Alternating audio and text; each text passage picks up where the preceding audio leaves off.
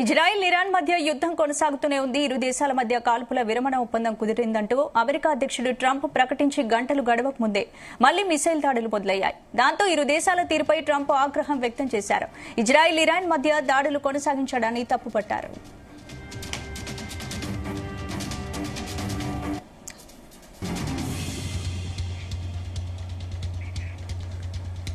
ఇదే అంశానికి సంబంధించి పూర్తి అప్డేట్స్ మా ప్రతినిధి శ్రీచరణ్ అందిస్తారు. శ్రీచరణ్,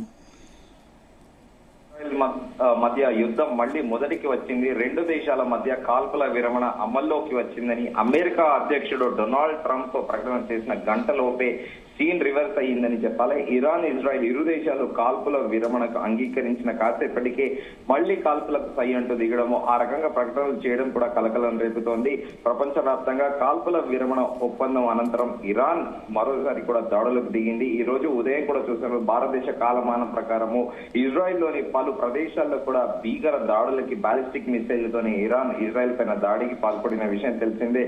ఇజ్రాయెల్లోని పలు నగరాలపై ఇరాన్ క్షిపణులు దాడులకు పాల్పడిందని ఇజ్రాయెల్ ఆరోపించింది. ఇరాన్ కాల్పుల విరమణ ఉల్లంఘనకు పాల్పడిందని ఇజ్రాయెల్ ప్రభుత్వం కూడా పదే పదే ఆరోపించింది. దీంతో ఇరాన్ పై మరిన్ని భీకర దాడులు చేస్తామని కూడా ఇజ్రాయెల్ రక్షణ శాఖ ప్రకటించింది. బీర్షేవాలోని ఒక బిల్డింగ్ మిస్సైల్ దాడిలో కుప్పకూలింది. 9 మంది ఇజ్రాయెల్ పౌరులు కూడా చనిపోయారు. దీనికి ప్రతీకారం తీర్చుకుంటామని ఇజ్రాయెల్ ప్రకటించింది. ఇరాన్ దాడిలో బీర్షేవాలో 3 భవనాలు ధ్వంసమయ్యాయని కూడా ప్రకటించింది.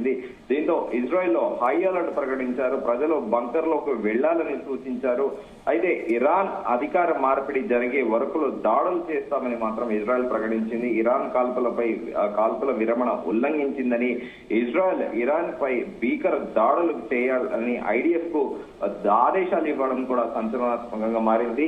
అయితే ఆ ఇజ్రాయెల్ ఆరోపణలు ఇరాన్ తీవ్రంగా ఖండించింది. తాము కాల్పుల విరమణ ఉల్లంఘనకు పాల్పడలేదని స్పష్టం చేసింది. కాల్పుల విరమణ అమల్లోకి వచ్చిన తర్వాత ఎలాంటి దాడులు చేయలేదని వివరణ ఇచ్చింది. ఇజ్రాయెల్ పై తమకు నమ్మకం లేదని ఇరాన్ సెక్యూరిటీ కౌన్సిల్ ప్రకటించడం కూడా సంచలనాత్మకంగా మారింది. అయితే కాల్పుల విరమణను ఆమోదిస్తున్నామని, ఎనిమి పైన తమకు అస్సలు నమ్మకం లేదని ఇరాన్ చెప్పింది. తమ వేళ్లు ఇప్పటికీ ట్రిగ్గర్ పైనే ఉన్నాయని చూస్తూ ఊరుకోమంటూ కూడా ఇజ్రాయెల్ కి హెచ్చరించింది. అయితే ఇజ్రాయెల్ రక్షణ మంత్రి కాల్పుల విరమణ ఉల్లంఘనకు ప్రతిస్పందనగా ఇరాన్ పై దాడులు చేయాలని ఆదేశించిన తర్వాత ఇరాన్ ఈ ప్రకటన చేసింది. అయితే సరిగ్గా 6 గంటల కిందట అప్పటి వరకు కూడా డొనాల్డ్ ట్రంప్ ఏదైతే సీజ్ ఫైర్ అని ఎక్స్ వేదికగా ట్వీట్ చేశారో, డొనాల్డ్ ట్రంప్ ట్వీట్ చేసిన తర్వాత 6 అవర్స్ తర్వాత ఇజ్రాయెల్ తో కాల్పుల విరమణాన్ని ఒప్పందానికి ఇరాన్ అధికారికంగా ధృవీకరించింది. భారతదేశ కాలమానం ప్రకారం సరిగ్గా 6 గంటల క్రితము. దీంతో ఇరాన్ ఇజ్రాయెల్ మధ్య 12 రోజులుగా కొనసాగుతున్న యుద్ధం దాదాపు ముగిసిపోయిందని కూడా ప్రపంచవ్యాప్తంగా అందరూ కూడా భావించారు. ఎందుకంటే ఈ రోజు ఉదయం కూడా ఇజ్రాయెల్ పైన ఇరాన్ భారీ దాడులు చేసిన విషయం తెలిసిందే. అయితే దక్షిణ ఇజ్రాయెల్ ని ప్రధానంగా టార్గెట్ చేస్తూ కూడా ఇరాన్ దాడులు చేసింది. అయితే ఇజ్రాయెల్ లో జాతీయ మెడికల్ ఎమర్జెన్సీ డిజాస్టర్ విభాగం ఏదైతే ఉందో, MDA మగేన్ డేవిడ్ అడోమ్ సేవల ప్రకారం దక్షిణ ఇజ్రాయెల్ లో మిసైల్ కూలిన ప్రాంతంలో అప్పటికి 6 గంటల కిందట జరిగింది. 3 మరణించారు, 6 ఆసుపత్రిలో చికిత్స పొందుతున్నారని కూడా చెప్పారు. అయితే దాడికి జరిగిన నివాస సముదాయానికి సంబంధించి వీడియోలు కూడా సోషల్ మీడియాలో వైరల్ అయ్యాయి. భవనాన్ని పూర్తిగా మిసైల్స్ నాశనం చేసినట్లు కూడా ఆ విజువల్ లో చాలా క్లియర్ గా కనిపించాయి. బూడిదగా మారిన కారు, చెట్లు స్పష్టంగా కూడా అందులో కనిపించాయి. అయితే ఇరాన్ ఇజ్రాయెల్ మధ్యలో కాల్పుల విరమణ అమల్లోకి వస్తుందని డొనాల్డ్ ట్రంప్ ప్రకటించిన తర్వాతే ఇజ్రాయెల్ పైన 4 విడతల్లో మిసైళ్లు ప్రయోగించినట్టు కూడా ఇరాన్ అధికారిక మీడియా IRNS కూడా వెల్లడించింది. ఇజ్రాయెల్ వైపు 4 విడతల మిసైల్ దాడులు ప్రారంభించామని టెలిగ్రామ్ లో పోస్ట్ చేయడం కూడా గమనార్హము. అయితే ఈ ఇజ్రాయెల్ కూడా ముందస్తు చర్యలు ఇజ్రాయెల్ రక్షణ వ్యవస్థ ప్రజలకు అలర్ట్ పంపిస్తూ తక్షణమే బంకర్ లోకి వెళ్లాలని కూడా సూచన చేసింది. సైరన్లు మోగిన వెంటనే ప్రజలు భయంతో భద్రత కోసం బంకర్ లో పరుగులు తీశారు. ఇరాన్ దాడులను ఆపితే మా వైపు నుంచి కూడా ఆగిపోతాయని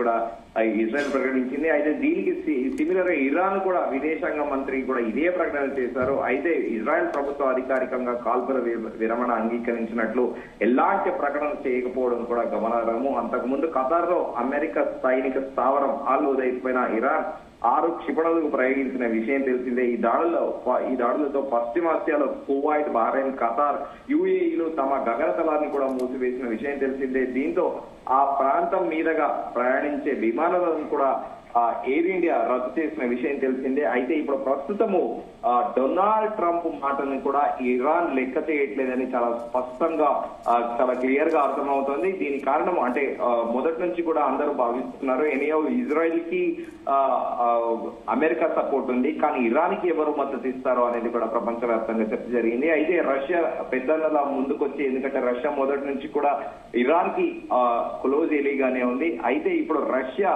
మనం ఉదయం కూడా చర్చించుకున్నాము, దాదాపు 3.5 సంవత్సరాలుగా ఉక్రెయిన్ తో యుద్ధం చేస్తోంది. అయితే కొద్ది రోజుల కిందట ఈ ఉక్రెయిన్ చేసిన దాడికి ఆర్థికంగా రష్యా కూడా చాలా నష్టపోయింది. సో ఇప్పుడున్న పరిస్థితులలో రష్యా ఇరాన్ కి ఆయుధాలు ఇచ్చే పరిస్థితిలో లేదు, కానీ చైనా మాత్రం ఖచ్చితంగా బ్యాక్ సైడ్ నుండి సపోర్ట్ చేస్తుందని, చైనా సపోర్ట్ తోనే ఇరాన్ అసలు వెనకంజ వేయకుండా ఇజ్రాయెల్ పైన దాడి చేస్తుంది అనేది కూడా అంతర్జాతీయ విశ్లేషకులు చెబుతున్నారు.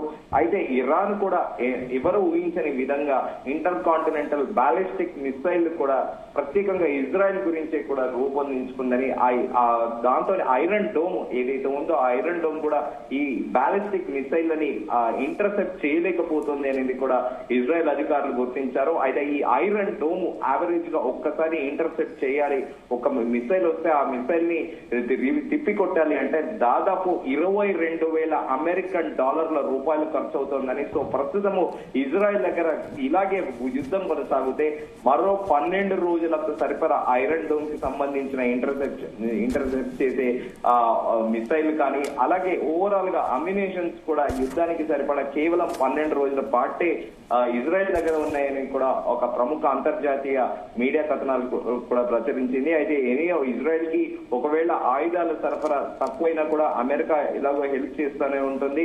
కానీ ఇరాన్ ముందు ఇజ్రాయెల్ ప్రస్తుతం కాస్త వీక్ గా ఉందనేది కూడా అంతర్జాతీయ మిలిటరీ ఎక్స్పర్ట్స్ చెబుతున్నారు. స్పందన.